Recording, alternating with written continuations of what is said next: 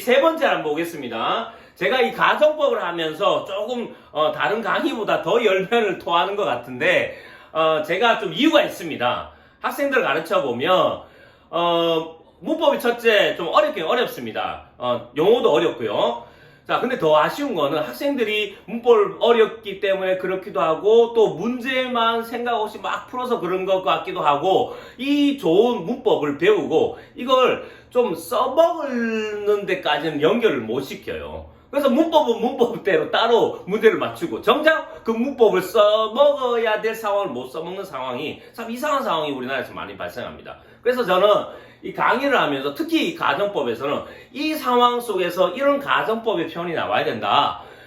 이게 참 중요하다. 자, 그렇게 자꾸 말씀드리는 과정에서 제가 좀 흥분한 것 같습니다.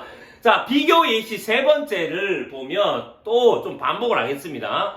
자, if she works hard, 만약 그녀가 열심히 일하면 she can be rich, 그녀는 부자가 될 수 있다란 말은 단순 조건문입니다. 그런데 자, 여기 이렇게 if 주어 과거형 동사, 주어 조동사 과거 동사 원형 이렇게 표현된 걸로 봐서는 가정법 과거입니다.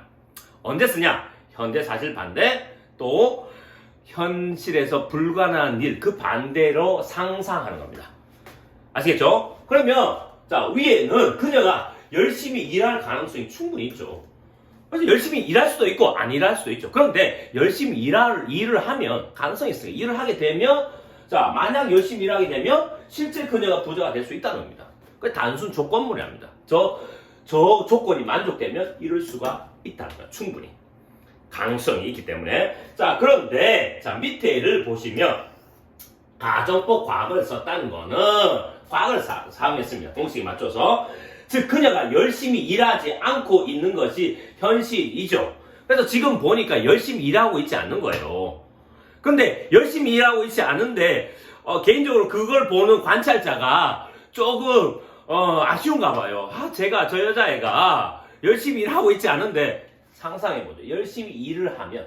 그래서 다만 일어날 수 없는 일이지만 좀 불가능할 것 같아요. 열심히 안 할 것 같아요. 그러나 아쉬워서 상상합니다. 그래서 일어날 수 없지만 그녀가 열심히 일을 한다면 이라는 상상의 세계를 한번 이야기하는 겁니다. 그러면 그녀가 부자가 될 수 있을 텐데 라고 이 아쉬움을 표현하면서 깔면서 이 가정법 과거를 쓴 문장이 두 번째입니다. 그래서 이럴 때 쓰는 거죠. 제가 좀 마음에 들어 하고 좀 괜찮은 친구가 있어요. 제가 사장님이면 저 친구가 다른 건 참 괜찮아요. 근데 요령을 피운다든지 열심히 일을 안 해요.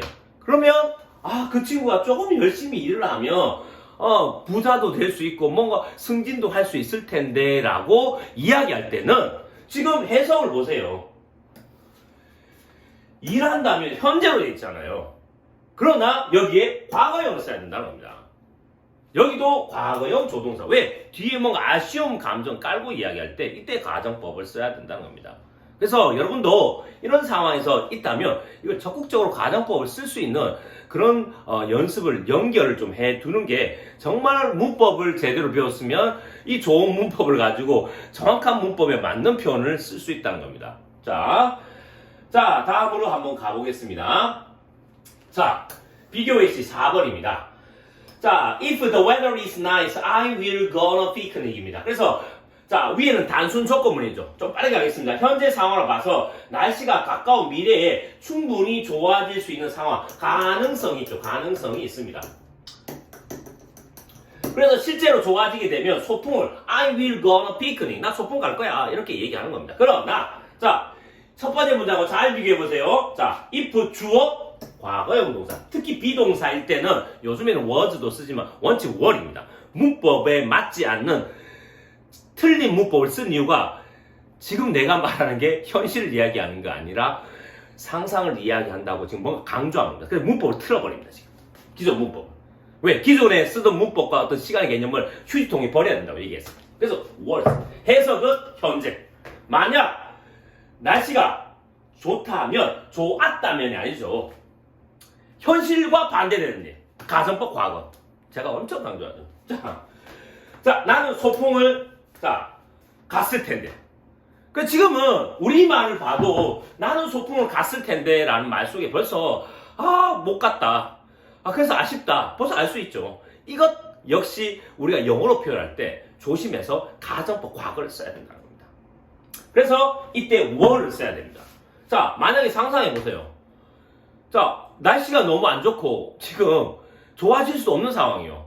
그러면 만약에 날씨가 좋으면 나 소풍 갈 텐데 라는 말을 쓸 때 if the weather 이게 were이 잘 안 나옵니다. 이게 제가 이 지점을 좀 강조하는 겁니다. 그래서 가정법은 언제 쓰냐, 어떤 상황에 쓰냐를 제가 누차 강조하는 겁니다. 이 부분은 사실 입시와 조금 관련성은 떨어지지만 제가 이 부분은 왜 강조하냐면 이걸 직접 써먹으라는 이야기입니다. 자, 그래서 설명을 보면 the weather were은 틀린 문장이죠, 실제로.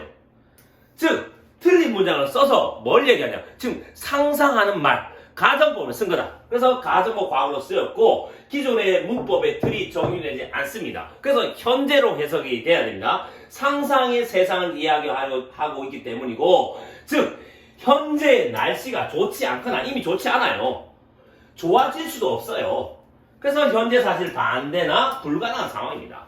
예를 들면 5번에 심한 태풍이 몰아친다든지, 그래서 아쉽고 약간 짜증이 날 수 있는 상황이죠. 그래서 날씨가 좋아지는 건 현실에서 불가능하고 상상의 세계에서만 가능하니까 이 상상의 문법, 가정법을 쓴 겁니다. 그래서 불가능하지만 상상을 해본 겁니다. 좋아진다면 혹시라도 상상해서 좋아지면 나는 소풍을 갈 수 있을 텐데, 이렇게 여러분이 영어를 정확하게 표현할 수 있어야만 이 가정법을 배운 보람이 있을 겁니다.